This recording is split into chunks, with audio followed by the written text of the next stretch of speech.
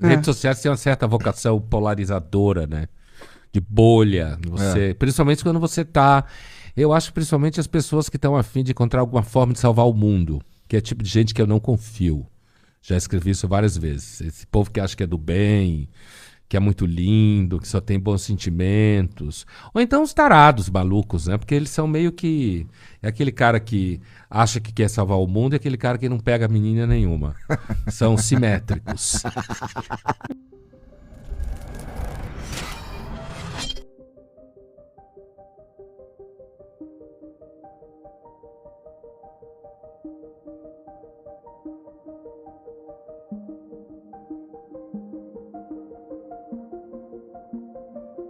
Normalmente quem reflete sobre algoritmo, inteligência artificial, cita essa frase.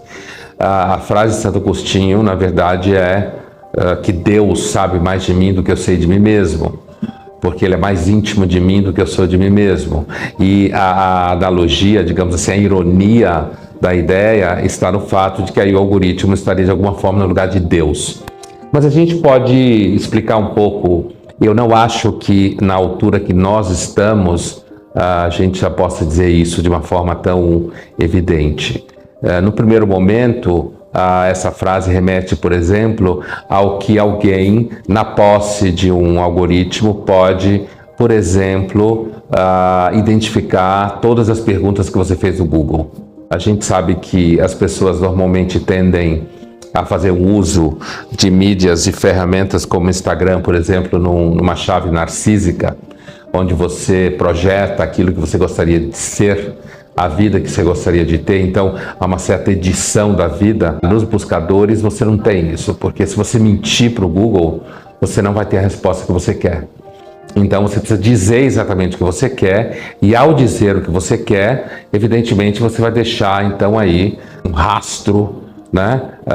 Sobre um rastro a partir do que você buscou, e esse rastro a partir do que você buscou faz com que o algoritmo, por exemplo, saiba de alguma forma hierarquizar as referências que ele vai oferecer para você acerca do que você perguntou, por exemplo. Digamos assim, o primeiro entendimento da frase que o algoritmo sabe mais de mim do que eu sei de mim mesmo, está aí.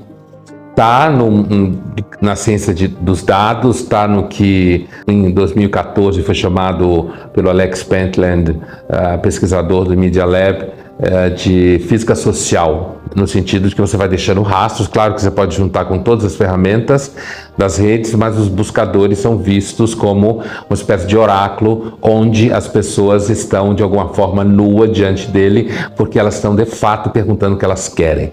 Por isso é aí, e há uma tendência inclusive que as próprias pesquisas cada vez mais migrem para esse tipo de análise.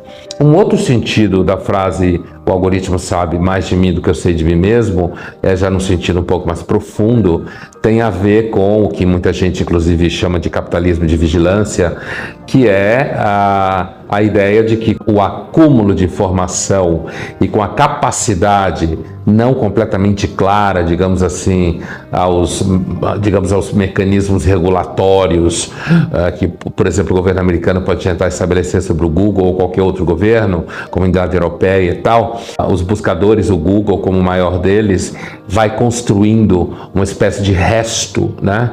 Ou um contingente de dados e informações sobre você que, se a gente pensava que um bom marqueteiro é aquele que sabe o que você vai querer daqui 2 anos e você ainda não sabe, e quando você chegar lá, você vai encontrar o produto que você queria, porque ele foi capaz de capturar e entender as tendências de comportamento vigente naquele momento social, com a entrada da inteligência artificial associada a esse espécie de resto, ou esse conteúdo colateral de informação, de rastro que a gente vai deixando nas redes, esse algoritmo ou essa inteligência artificial, né, ela será capaz então não só de saber o que você vai querer daqui 2 anos, mas ela vai saber o que você quer agora, ela vai ter informação suficiente sobre o que você fez ontem, sobre seus hábitos de consumo, sobre sua condição médica, sobre para onde você vai nas férias, sobre o que você vê na televisão, o que você baixa aqui e ali para assistir,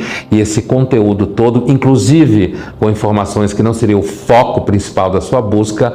Então essa ferramenta ela vai conseguir saber mais de você do que você sabe de si mesmo, porque na verdade esse é o medo de muita gente. Ela vai moldar o seu desejo no sentido de que ela vai oferecendo a você cada vez mais produtos, né? E esses produtos vão estar cada vez mais certeiros em cima do seu desejo, porque aquela velha questão, o marketing descobre o seu desejo, ou o marketing molda o seu desejo, nesse nível ficaria de uma forma tão gritante que os críticos dessas ferramentas entendem que, num dado momento, o capitalismo já está migrando para uma situação e que ele vai nos vigiando e ele vai moldando o nosso desejo, o nosso pensamento, a partir justamente da nossa relação com as redes sociais.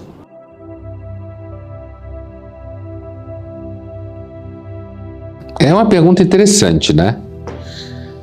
Porque, inclusive, é uma pergunta que vai desde a mais sociologia profunda a temas bobos como lifestyle, né? Tem tudo a ver.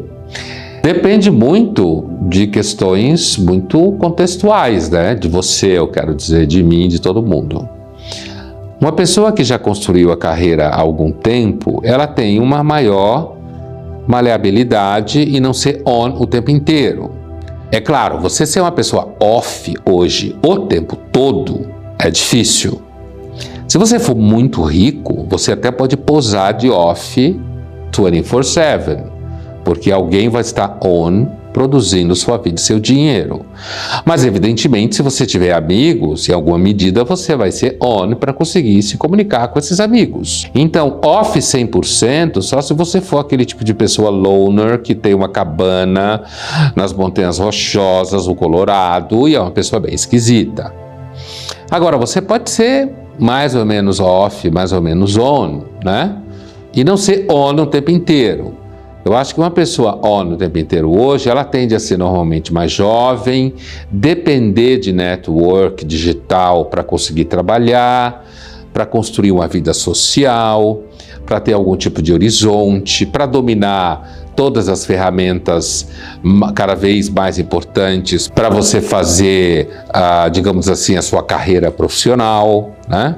Então, a tendência é que os mais jovens tenham que ser o tempo inteiro on. Agora, é razoável você ser mais ou menos off. Primeiro, se você não tiver a cultura ansiosa de saber tudo que está acontecendo o tempo inteiro. Se a sua vida profissional tiver uma base solidamente off, porque ela tenha sido construída antes de todo mundo ser on-dependent, então acho que dá para ter aí um meio de campo razoável, né? E se você for razoavelmente off daquilo que a maioria das pessoas é obcecadamente on, como, por exemplo, ficar querendo saber tudo via internet e tal, talvez você se sobreviva um pouco melhor. Eu diria, se você vê uma pessoa hoje no aeroporto lendo um livro, é provável que ela seja mais ou menos off, e tem uma característica nisso tudo, né? Ser um pouco off é, sem dúvida nenhuma, uma das formas mais típicas contemporâneas de você ser elegante.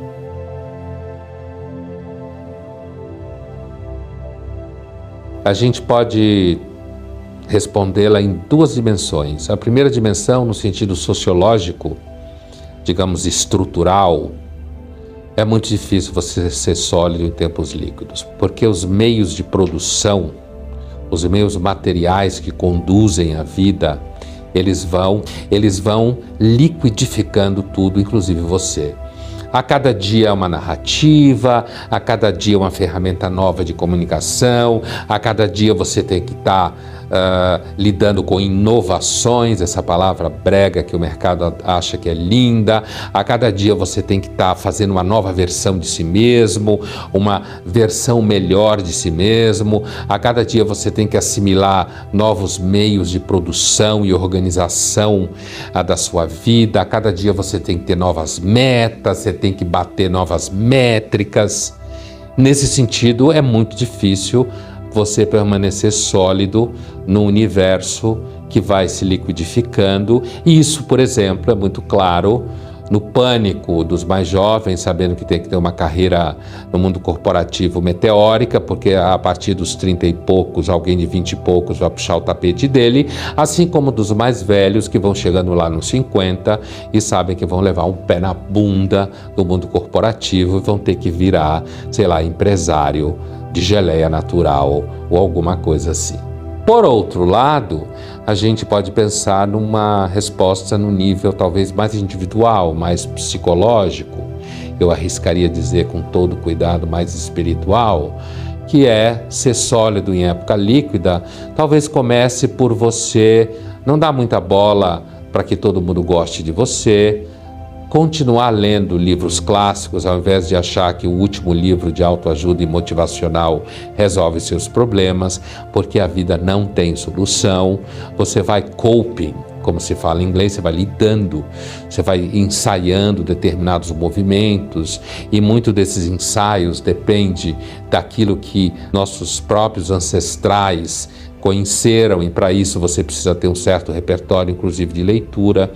Para ser sólido, você não pode simplesmente aderir ao marketing, acreditar que o marketing de fato está narrando o que a vida traz de alguma realidade. Basicamente, você tem que ser cético com a ideia de que a vida deve ser uma agenda de prosperidade. Redes sociais têm uma certa vocação polarizadora, né? De bolha, principalmente quando você tá... Eu acho principalmente as pessoas que estão a fim de encontrar alguma forma de salvar o mundo, que é tipo de gente que eu não confio. Já escrevi isso várias vezes. Esse povo que acha que é do bem, que é muito lindo, que só tem bons sentimentos. Ou então os tarados malucos, né? Porque eles são meio que... É aquele cara que acha que quer salvar o mundo e aquele cara que não pega menina nenhuma. São simétricos.